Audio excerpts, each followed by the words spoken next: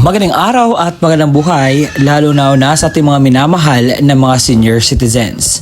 Kayo po ay nagtatanong sa inyo pong update patungkol po sa mga pensyon na inyo pong matatanggap. Kayo po ay nagtatanong sa akin, Sir, kailan po ba dito sa Lipa City, Batangas, sa Bilaran, sa Nueva Vizcaya? At sa araw po na ito, hayaan niyo po akong ihatid ang mga balita na dapat niyo po mapakinggan ngayon pong araw. Attention sa ating mga minamahal na mga senior citizens. Meron po magaganap na payout sa March 28, 2026. At ito po, ang makukuha ninyo pong mga impormasyon ngayong araw ay ang mga lugar kung saan may magaganap na payout sa social pension for indigent senior citizens. Pangalawa, ano ba ang oras ng inyong pong payout? Pangatlo, saan po ba gaganapin ang payout? Pang-apat, ano ba ang kumpletong requirements na dapat niyo pong i-ready? At pang-lima, mga dagdag kaalaman patungkol po dito. Kaya naman, inaanyayahan kita na tapusin mo ang video na ito hanggang sa dulo na sa gayon makuha mo ang punto na video kong ito. Kung ikaw ay bago pa lang sa aking YouTube channel at gusto mong ganitong content na pinag-usapan ang payout ng ating mga senior citizens at iba pa nila mga benepisyo, ay isubscribe mo na ang aking YouTube channel at i-bell notification mo na para po updated ka sa lahat ng aking i-upload. At hindi ko na papatagayin pa ang oras sa pag-usapan ito na sa gayon malaman ninyo na ang mga impormasyon na dapat nyo makuha. Let's go! Ang una po sa ating lugar ay ang Barangay Sarong, Bataan, dahil meron po magaganap na payout sa social pension for indigent senior citizens sa mga barangay na ito na akin pong imi-mention. Sa March 27 muna tayo, alas 8 hanggang alas 5 po ng umaga, ang payout venue ay sa Cluster 3, Bataraza, Puring Gymnasium sa mga barangay na ito. Barangay Bululuyan na may 41 pensioners, Barangay Malitob na may 26 pensioners, Barangay Puring na may 81 pensioners, Barangay Sapa na may 137 pensioners, Barangay Tabud na may 25 pensioners, Barangay Tagnato na may 51 pensioners at Barangay Tagulango na may 33 pensioners. Sa March 28, 2026, ito po ang mga balita na dapat niyo pong mapakinggan. Sa alas 8 hanggang alas 5 po ng hapon ang payout magaganap sa Cluster 2, Bataraza, Rio, Tuba, Gymnasium.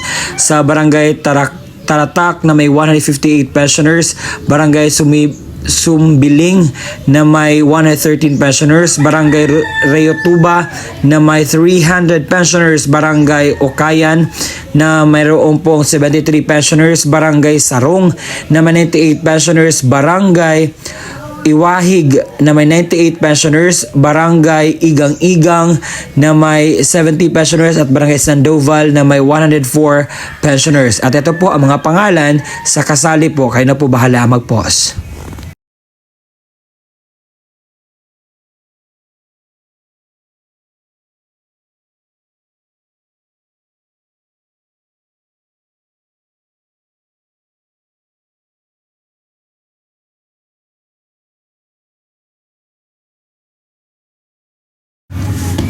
Sa Barangay Salamanca ay meron po magaganap na payout sa social pension sa March 27, 2026 sa Salamanca Covered Court. At ito po ang mga pangalan sa kasali po na kukuha na kanilang pensyon. Kayo na po ang bahala na mag-pause po nito.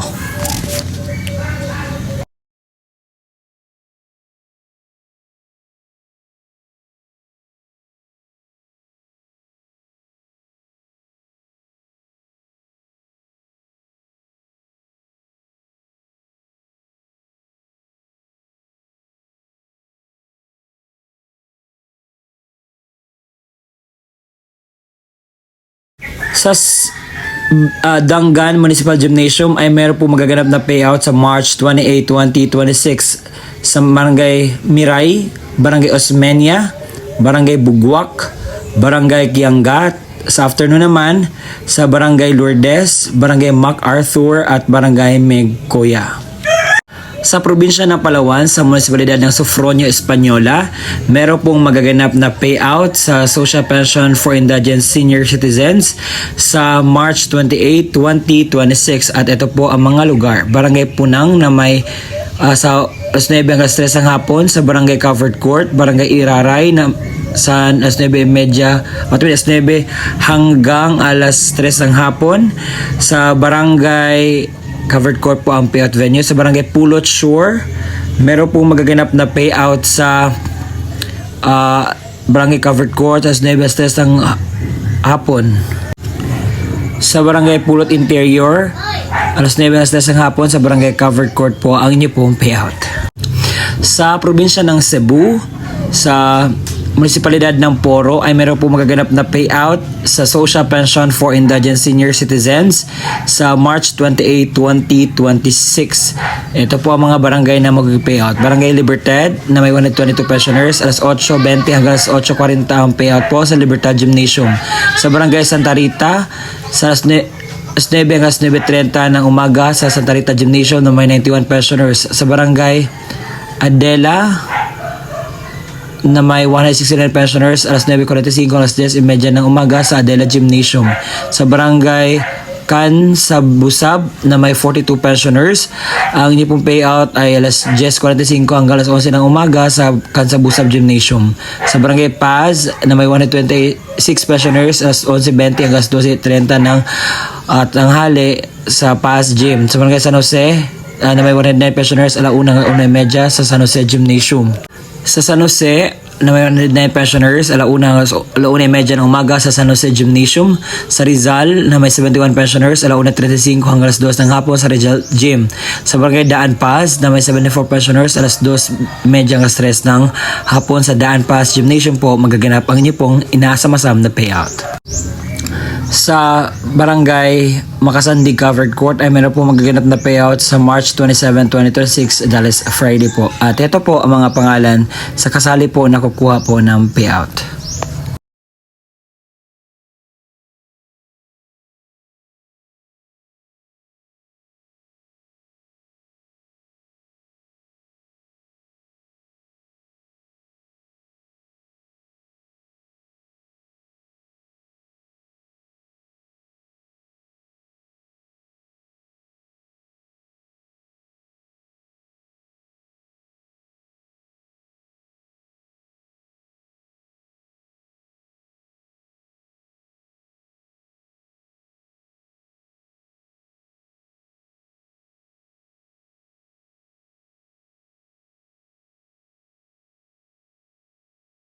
Sa Barangay Tapon ay meron po magaganap na payout sa social pension for indigent senior citizens at ito po ang kumpletong detalye na dapat po ninyong malaman patungkol sa balitang ito.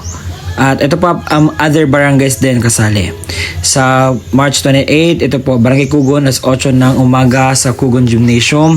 Barangay Kuton alas 8 ng umaga sa Kugon Gymnasium. Barangay Katangkas alas 8 ng umaga sa Kugon Gymnasium. Barangay Kandabong alas 8 ng umaga sa Kugon Gymnasium. Barangay Pakulob alas 11 ng umaga sa Pakulob Barangay Hall. Barangay Tanggil alauna ng hapon sa Tapon Gym.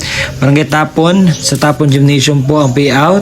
Sa Barangay Panlaan alauna ng hapon sa Tapon Gymnasium po magaganap po ang inyo pong payout at ito po ang mga pangalan sa kasali.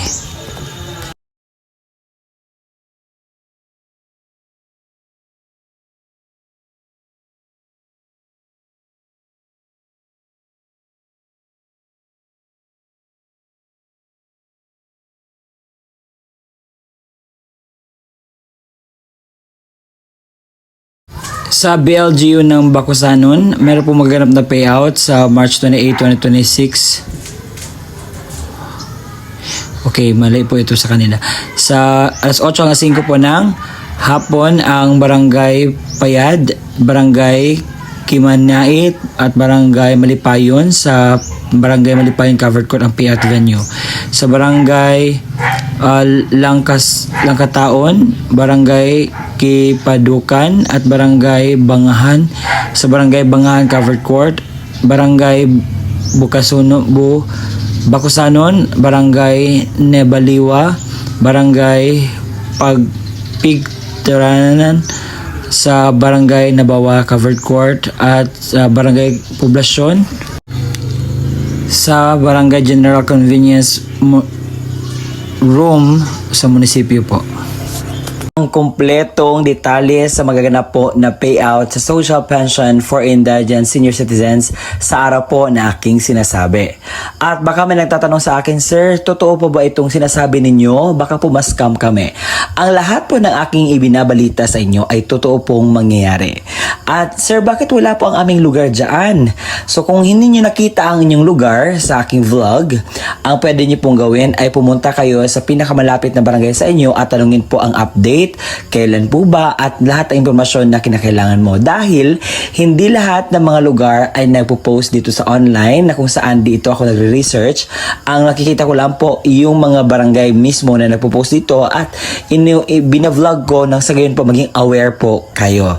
So kung may mga barangay man kayo na hindi masyadong nagpo-post online, so pwede nyo pong puntahan dyan nang sa gayon ay maging updated po kayo. Okay? So magtatanong kayo, Sir, ano ba ang mga requirements na dapat namin i-ready para po sa payout? So na ilista ko na, nasabi ko na kanina lahat ng mga detalye. Kung may katanungan ka pa, you can just ask the question. O ito na ang kumpletong detalye ng mga requirements na dapat mong i-ready para po sa inyo pong payout na makuha. CSWDO at OSCA na mayroong original na pirma na MSWDO, OSCA, Senior Citizens at Authorized Representative. Isang malinaw na photocopy ng government-issued ID gaya ng SSS, updated PhilHealth ID, Barangay ID, UMID, Voters ID, updated voter certification, updated police clearance ng authorized representative at lagyan na 3 original na pirma o thumb mark katulad ng ipapakitang ID. Paalala, siguraduhin pareho ang lagda, thumb mark ng senior citizen, beneficiaryo at authorized representative base sa kopya ng government-issued ID na presenta. Komplituhin ang mga hinihinging lagda, thumb mark sa authorized letter, iwasan magusot at huwag bilutin ang mga dokumento. Kung namatay na ang beneficiaryo, isang malinaw na Xerox ng ID ng pensioners, warranty letter na nagmula sa MSWDO, CSWDO o OSCA na may pirma ng MSWDO, Xerox ng death certificate ng beneficiaryo na mayroong serial number, isang malinaw na photocopy ng government-issued ID gaya ng SSS, updated PhilHealth ID, updated barangay ID, UMID voters ID, updated voter certification, at updated police clearance ng authorized representative at lagyan na 3 original na pirma o thumb mark katulad ng pinapakitang ID. Paalala, kompletuhin ang mga hinihinging lagda o thumb mark sa warranty letter at iwasan maggusot at huwag bilutin ang mga dokumento. Kung wala ang death certificate, kinakailangan ng certificate mula sa MSWDO, CSWDO na nakasaad ng pagpatunay na ang beneficiaryo ay patay na at kasalukuyan inasikaso ang death certificate. Huwag kalimutan magdala ng iyong ballpen na itim, payong at saka tubig. At kung meron na doon na po kayo sa payout, kinakailangan niyo pong gawin ito. Kinakailangan kumain muna kayo before pumunta sa payout. Magdala ng sariling ballpen, inumin at gamot kung kinakailangan. Baka pagdating po doon ay medyo mas ready tayo para maiwasan natin ang mga darating pang mga sakuna. At ang gagawin niyo po is magpila po, sumunod sa mga altundunin ng payout. Nasanay nakuhanan niyo po ng aral, impormasyong tama ang vlog na ginawa ko ngayon. Ang purpose lamang po nito is to aware you about the happenings and the benefits na makukuha ninyo sa bigay po ng ating gobyerno. Kaya naman, kung nakita at napakinggan ninyo ang balitang ito na urgent po at kinakailangan yung puntahan, kinakailangan yung i-clear, kung ano man yung dapat yung i-ready, gawin nyo na po yan ngayon. Sa gayon po ay makuha nyo po ang inyo pong benepisyo na galing po sa ating gobyerno. And congratulations po sa lahat po ng mga makakatanggap ng pension at makukuha ng kanilang payout. At kung nagustuhan nyo ang aking vlog, paki-subscribe naman at paabutin natin ito ng 100,000. Konting-konting tiis na lang. Salamat po sa inyong tulong dahil makaabot na tayo ng 100,000. See you in my next vlog. Bye-bye!